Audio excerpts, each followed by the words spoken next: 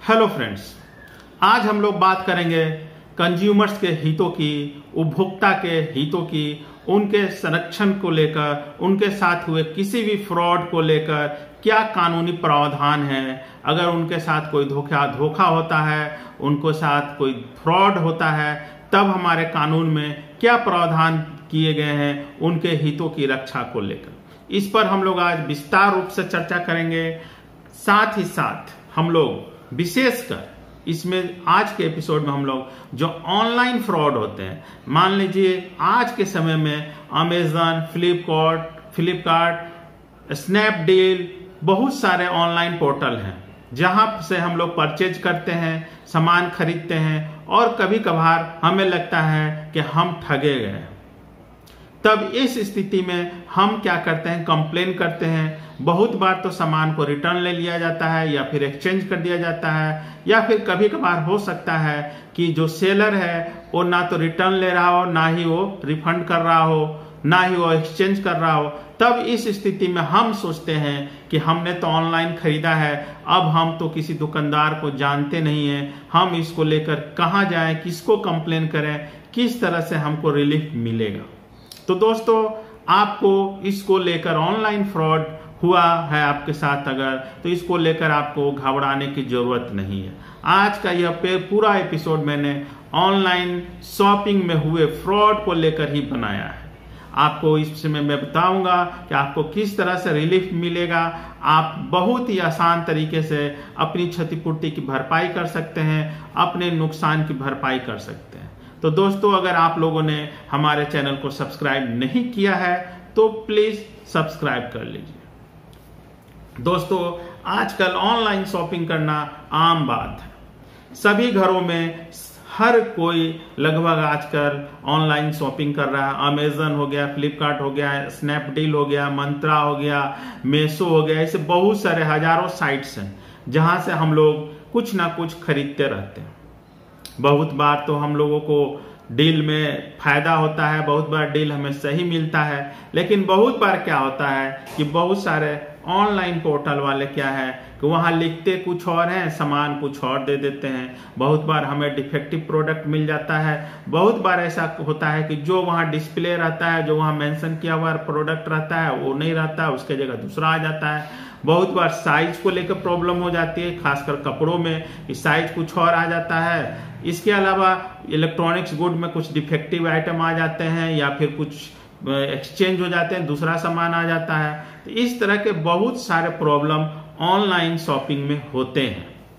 बहुत सारी कंपनियां तो अपने प्रोडक्ट को या तो वापस ले लेती है और रिफंड हमें दे देती है, या फिर एक्सचेंज कर देती है, या फिर बहुत सारे वेबसाइट हैं जो ना तो हमने जो शॉपिंग किया है, जो परचेज किया है, उसे ना तो एक्सचेंज करते हैं, ना रिटर्न करते हैं, ना ही रिफंड देते हैं।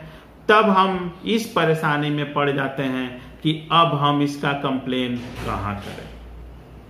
अगर हम लोकल मार्केट से खरीदते हैं तब तो है कि भैया हम उसको जाके पकड़ लेंगे किसी भी तरह का प्रॉब्लम होने पर, लेकिन ऑनलाइन वाले में हम उसको कैसे, कब, कहाँ पकड़े, इसका एक बहुत बड़ा प्रॉब्लम हो जाता है। तब दोस्तों, इसका सॉल्यूशन 2019 में आया।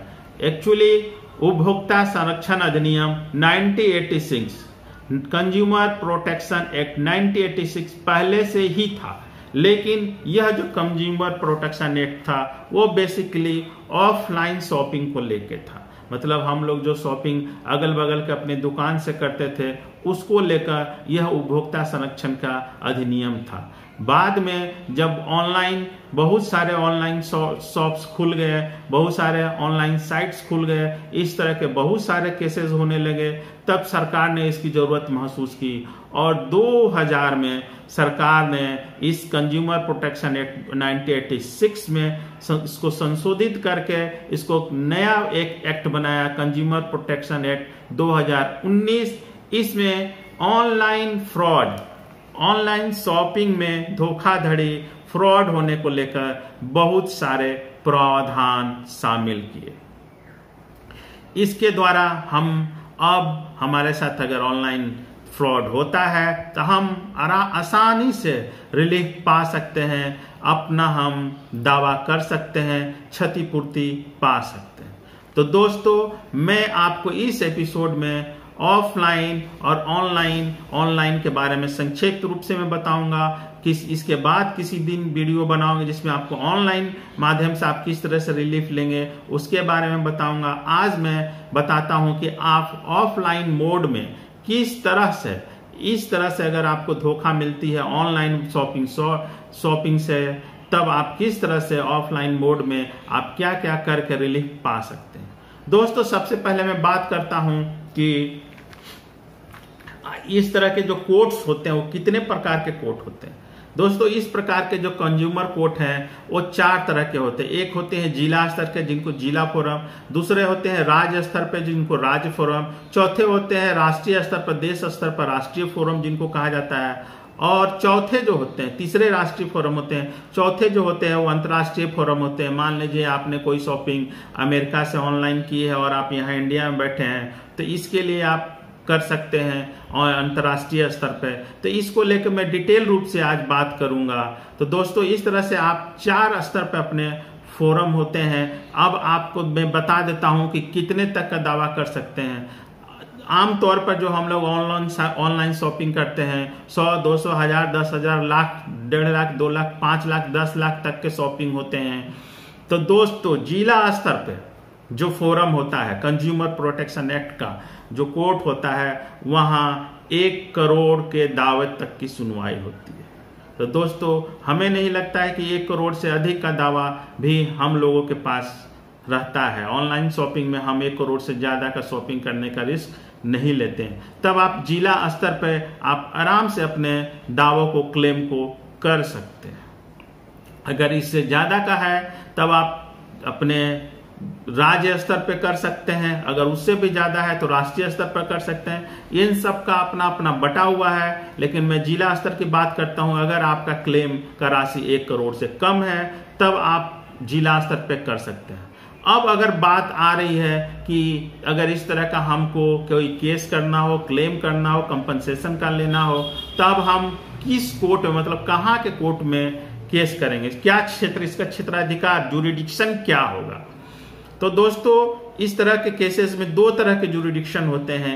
एक तो होता है कि जिस एड्रेस पर हमने ऑनलाइन माल डिलीवरी लिया है वो एड्रेस जिस जिला में आता है वो उसका क्षेत्राधिकार होगा। तो एक वो हो गया जहां हमने माल डिलीवरी ली। दूसरा जो सप्लायर है उसका जो एड्रेस उस पर दिया हुआ है, तो उसका जो सप्लायर का जो एड्रेस है एक उसका जुरिडिक्शन हो सकता है। तब हम या तो अपने जिला में कर सकते हैं जहां हमने माल डिलीवरी लिया है, या फिर जहां उसका ऑफिस है हम उसके एड्रेस पर भी उसको भी उसका जुरिडिक्शन बना सकते हैं। तो हम दोनों में से कोई भी जुरिडिक्शन अपनी सुविधा के अनुसार चुन सकते हैं।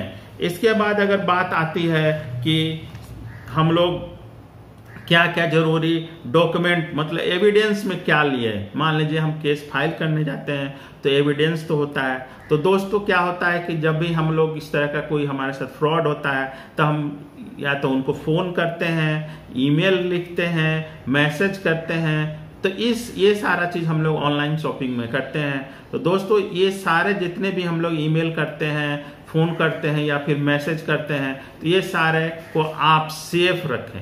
ये सारे एक तरह के एविडेंस हैं जो इस तरह के केसेस में काम आते हैं। इसके अलावा जो बिल वो भेजता है ओरिजिनल बिल, वही ओरिजिनल बिल होता है, उस बिल को संभाल के रखना है। तो एविडेंस के रूप में आपको जो परचेज बिल है उसको रखना है, कोई ईमेल हम लोग कर रहे हैं उसको रिगार्डिंग में उसको रखना है, जो हमने ऑर्डर किया था उसको लेना है। इसके अलावा जो अगर हम कोई टेलीफोनिक टॉक कर रहे हैं उसको लेकर उसको रिकॉर्ड करके रखना है। इसके अलावा अगर आजकल व्हाट्सएप पर भी इस तरह के कंप्लेन होते हैं तो उस व्हाट्सएप चैट को भी सेव करके रखना है। ये तो बात हो गई एविडेंस की। अब अगर बात होती है कि हम लोग इसको अगर किस तरह से अप्लाई करते हैं, तो दोस्तों इसके लिए 2 मोड है, एक तो ऑफलाइन है, एक ऑनलाइन है। तो अगर आप ऑनलाइन करना चाहते हैं तो इसके लिए वेबसाइट है ई-दाखिल करके, मैं स्क्रीन पर चला दूंगा कि कौन सी वेबसाइट है। ई-दाखिल करके, इस वेबसाइट की शुरुआत 2020 में जब कोरोना पीरियड था तब इस वेबसाइट की शुरुआत की गई थी। इस पर भी आप ऑनलाइन जाकर अपना कंप्लेन दर्ज कर सकते हैं और इस तरह के इस ऑनलाइन पर आपका सुनवाई काफी तीव्र गति से होता है। मैं किसी दूसरे वीडियो में इसके पूरी प्रोसीड्योर को समझा दूंगा कि किस तरह से आप ऑनलाइन दाखिल कर सकते हैं, ऑनलाइन कंप्लेन कर सकते हैं। आज मैं ऑफलाइन मोड की बात करता हूं कि ऑफलाइन में आप क्या कर सकते हैं। तो दोस्तों, मैंने अभी बात की एविडेंस की कि आपके पास ये सारे एविडेंस हो गए। अब अगर आपको ऑफलाइन में करना है तो आप अपने नज़दीकी जो कंज्यूमर कोर्ट है, आपके जिले का जो कंज्यूमर कोर्ट है, वहां पर जाएं। वहां पर A4 साइज में इसमें एक चीज और आपको मैं बता देता हूं कि आपको कंज्यूमर कोर्ट में किसी वकील की जरूरत नहीं पड़ती है, आप स्वयं ही यह सारा केस कर सकते हैं। इसमें बहुत ही सिंपल प्रोसीडिंग्स होती है, इसमें बहुत ज़्यादा कुछ नहीं लेंगर होता है, लेकिन फिर भी अगर आप चाहते हैं तो वहाँ पे एडवोकेट्स होते हैं, आप उनको हायर कर सकते हैं। इस एडवोकेट का जो लिटिगेशन फी होगा वो आप इसके कॉस्ट में जोड़ सकते हैं। वो कंपनी वेयर कर जब केस का डिस्पोजल होगा तो वो कंज्यूमर कोर्ट उस कंपनी को आदेश देगा कि जो भी आपका खर्चा हुआ है वो आपको रिटर्न कर दिया जाए। तब बताता हूं मैं कि आप जब कंज्यूमर कोर्ट जाएं तब आप वहां पर एक A4 साइज की पेपर में एक सिंपल आवेदन लिखें कंज्यूमर कोर्ट के नाम से, जिसमें आप टोटल जितना भी जो घटना हुआ है उसको विस्तार रूप से उसमें लिख देना है कि कैसे कैसे आपने माल खरीदा, माल में क्या डिफेक्ट था, माल दूसरा दे दिया, डिफेक्टिव था, टूटा हुआ था, वो चेंज नहीं कर रहा है। इसके अलावा आप जो डॉक्यूमेंट सबमिट करेंगे इस आवेदन के साथ, आप पक्का बिल का फोटोकॉपी सबमिट कर देंगे। इसके अलावा आप जो टेलीफोनिक चैट हुए हैं उनका प्रिंट आउट, अगर ईमेल हुआ है तो उसका प्रिंट आउट, ये सारा डॉक्यूमेंट उस आवेदन के साथ लगाकर आप सबमिट डिस्ट्रिक्ट कंज्यूमर कोर्ट में इसको आवेदन करेंगे। इसमें जो कोर्ट फी होती है, बात करता हूं कोर्ट फी की। अगर इसमें जो कोर्ट फी है, अगर आपका दावा 1 लाख तक का है तब इसमें कोर्ट फी सिर्फ 100 रुपए लगेगा, माफ कीजिएगा। अगर आपका दावा 1 लाख तक का है तो इसमें 100 रुपए लगेगा। अगर आपका दावा 5 लाख तक का है तो 200 रुपए कोर्ट फी है, और अगर 10 लाख तक का दावा है तो 400 रुपए तक का कोर्ट फी है। इसके अलावा भी अगर ज्यादा की राशि है तो उसका भी चार्ट बना हुआ है, वो चार्ट आपको उपलब्ध है, किसी भी कंज्यूमर कोर्ट में आपको मिल जाएगा, ऑनलाइन भी आपको मिल जाएगा। तो ये तो बात हो गई कोर्ट फी की। अब जब आप कोर्ट फी लगाकर एप्लीकेशन में सारे डॉक्यूमेंट को अटैच करके जब आप कंज्यूमर कोर्ट में अप्लाई करेंगे तब आप कंज्यूमर कोर्ट आपके आवेदन को रिसीव कर लेगा। उसके बाद जिस कंपनी के खिलाफ आपने केस किया है उस कंपनी को कंज्यूमर कोर्ट एक नोटिस जारी करेगा। यह नोटिस पीरियड 45 दिन का होता है। इस 45 दिन में कंज्यूमर कोर्ट नोटिस देता है उस कंपनी को कि आपको क्या कहना है, उसका जवाब जानना चाहता है। कंपनी 45 दिन में जवाब देती है, हाजिर होती है, उसके बाद सारा प्रोसीडिंग्स चालू होता है।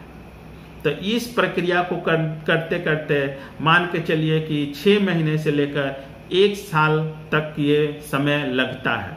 इतने दिनों में आपके पास अगर सारा सबूत सही पाया जाता है तो कोर्ट आपके पक्ष में सुना देता है और आपका जो भी खर्चा हुआ रहता है उसको उस कंपनी को देना होता है और आपका सारा खर्चे का भुगतान कंज्यूमर कोर्ट उस कंपनी से करवा देता है। तो दोस्तों, मैंने आज consumer protection act online mode में अगर आपने कोई शॉपिंग की है उसके साथ अगर कोई फ्रॉड होता है तो उसको लेकर बताया है। नेक्स्ट मैं बनाऊंगा कि आप कंज्यूमर फोरम कोर्ट में ऑफलाइन की जगह ऑनलाइन किस तरह से एप्लीकेशन कर सकते हैं, अप्लाई कर सकते हैं। धन्यवाद दोस्त।